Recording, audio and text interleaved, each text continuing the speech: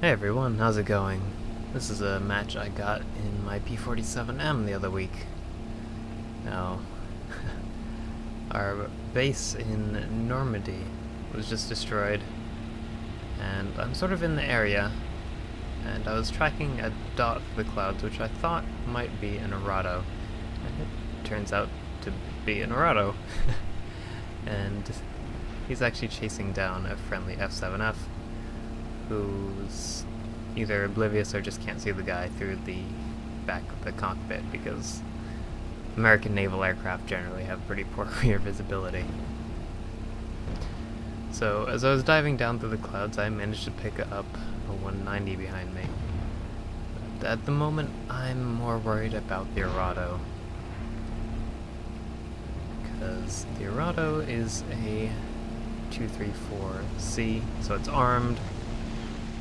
It can act as a fighter, basically.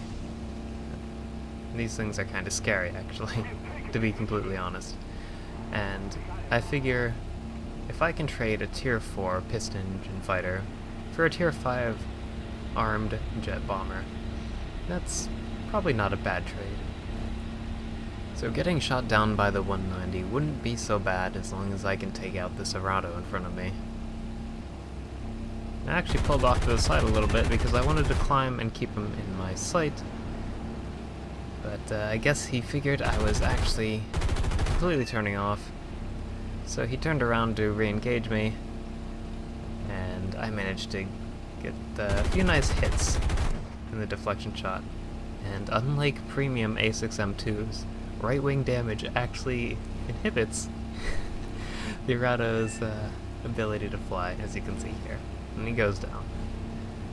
But there's still a 190 in the area, who I guess lost me for a while over the water. But here he comes again, diving from my right. I break into him. He's going quite a bit faster than I am, so I'm able to reverse my turn. I thought originally that I lined that up poorly. Well, I guess I did. I really did line that up poorly, but watching it back, he actually rolled to the right slightly, so he kind of evaded even more. But unfortunately for him, he was a little overzealous when it came to turning back towards me, and he goes into the 190 signature spin of death, which allows me to put a few shots into him and set him on fire. And he explodes. But unfortunately, this is one of the games, like many of the games that the P-47M gets into, where almost the entirety of the enemy team is made up of jets. Now, that's not just because of its battle rating, it's because of a few other factors that go on in simulator battles that I don't really feel like going into. But if you're going to buy the P-47M, just be aware that at the moment it sees at least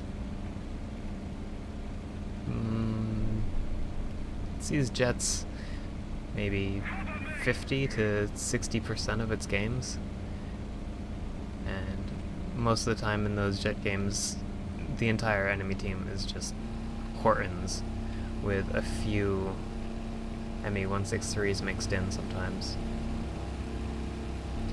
Now, if the P-47M saw an occasional 262 or 162, or even like a pair of them in a game, I would not mind. I'd give me all the 262s and 162s. I can fight those if I'm smart enough and pay enough attention. But Hortons and 163s, especially 163s, are just the bane of my existence in this aircraft. And speaking of Hortons, I decided that my best chance to actually get some kills in this game, and maybe have a chance at winning, was to go to the enemy airfield and pick off the enemy aircraft that were landing and rearming after attacking the friendly bombers. Oh, the first aircraft I happen across is actually the enemy team's highest scoring player, who's currently on 5 kills and is flying a Horton. Now, as I was flying around the airfield, I watched him land. He rearmed and teleported. And we're going to go in and try to take him out. Now, I'm dating myself a little bit here, but back in the day, when I played Aces High, this was something known as vulching, where you would hang out near the enemy airfield and attack the aircraft that were trying to take off and land from it. Obviously, not the most appreciated of things to do by the enemy team. And I can understand that. I really, really can. It's not fun to be shot at while you're taking off or landing, because there's really not much that you can do. You kind of have to depend on AAA to either dissuade or shoot down the aircraft that's attacking you. But other than that, you can't do much, especially in a jet, because they accelerate and climb so slowly at low speeds. Now, I figured that the enemy team would be, trying to coordinate amongst themselves to get me shot down, because I am a very big threat to them as I'm hanging out over the airfield, as I pump shots into a Me-262 narwhal that's damaged and trying to land. But throughout this game, I don't think very many enemies actually try to just shoot me down, to be honest. For the most part, they seemed somewhat oblivious to my presence here at the airfield. Well, until I started shooting them, anyways. And then they kind of realized that I was there. But they really didn't seem to be coordinating to send anybody back to the airfield to take me out of the game. And that's just fine by me.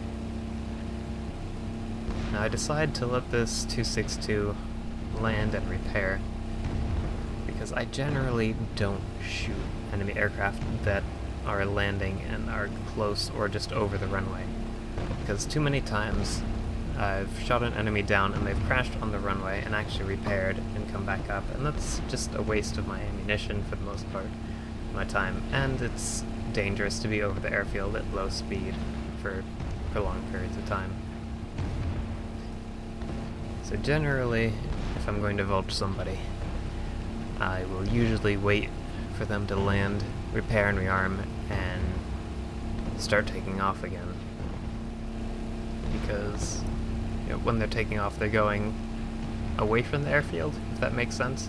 So once they're in the air, I'm banking on their momentum to carry them away from the airfield if they get damaged and are no longer able to fly. So hopefully they'll crash outside of an area where they can repair.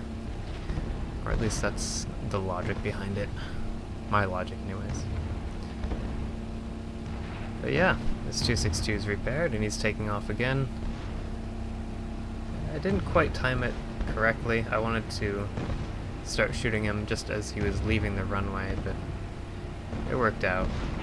I'm able to get a nice burst into him here. Smoke one of his engines, and he goes into the ground spinning. And becomes a nice fireball.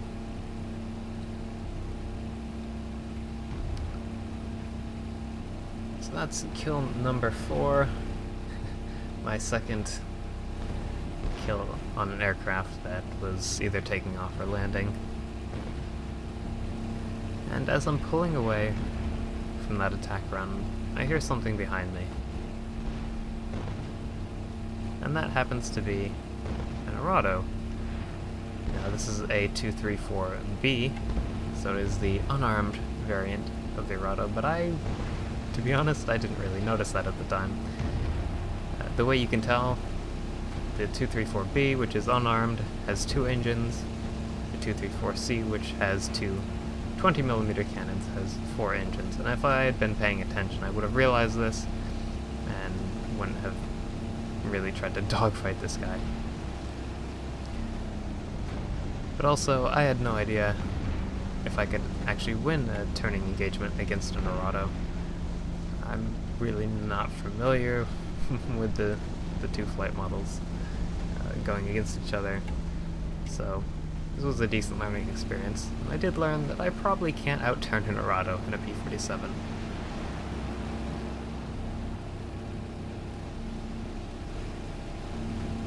And you might be thinking that I was actually completely safe from this guy since he's unarmed, but I've seen enough War Thunder videos of people taking their Arados and ramming them into other aircraft.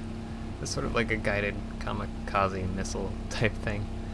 And I think trying to get out of his way was also a good idea, even if I had known that he was the unarmed variant. But at this point, I still didn't realize that it was the 234B, and I didn't actually realize until I watched the video clips back after the game.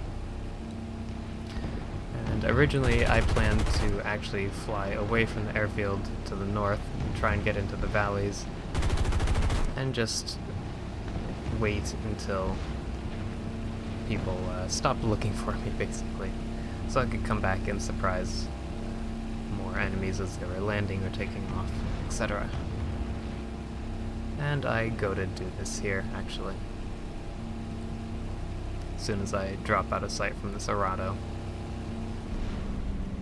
So after a while of lurking in the valleys to the north of the enemy airfield, I decide to come back, and lo and behold, there's another Horton that just landed on the enemy airfield. And just like the first Horton we took out this game, I'm going to shoot him as he takes off. I mean, this is how it was done in real life, right? So, historical accuracy for the win, I guess? I don't know. I'm not exactly proud of this, so yeah. But hey, like I said, enemy team could have coordinated a little better amongst themselves. As I'm pulling away, it's another Arado. This time, it is the 234C. But I think he was out of ammo. So I'm pretty sure he had a good angle to shoot me down there, if he had been loaded. But like I said in a previous video, you always want to assume the enemy has ammunition. You definitely don't want to be surprised. And here I'm just sort of following him at a distance, because there's no way I can get close to him, but I just wanted to keep an eye on what he was doing. And since I'm a good bit higher than he is, he'll have to turn back and climb if he wants to get to me. So he'll be slow, fairly slow at least. So I'm not too worried if he wants to attack me. Plus I'm guessing that he's going to be relatively low on fuel and or ammo. And here he's actually going... Well, I'm not sure if he was going for a landing here. He was way off to the side of the airfield and not exactly angled to land on the runway, as you can see. So I'm not really sure what he was doing. And here I was hoping he was going to fly into the side of this mountain hill thing. But unfortunately, it seems like he just misses it. And unfortunately, this is where things start to go bad, as you're about to see. I do shoot him down, but I sort of, I guess, misjudge how close it needed to be, and how he was going to keep flying. See, I thought his momentum would carry him up, but he was turning to the left as I was shooting him, and once the wing came off, he went into a spin, and yeah, we collided. 6 kills though is definitely not bad, unless you think shooting 4 of the enemy team while they're on the ground or trying to take off is bad. Like I said, definitely not my proudest. But this was the most jet aircraft I have destroyed in a single game of War Thunder. Now, I shot one of them down, and in my mind, the other 4 were just destroyed while they were taking off and landing. So it doesn't really count as being shot down to me. Anyways, guys, I hope you enjoyed the video, and maybe I'll catch you next time. And until then, happy hunting.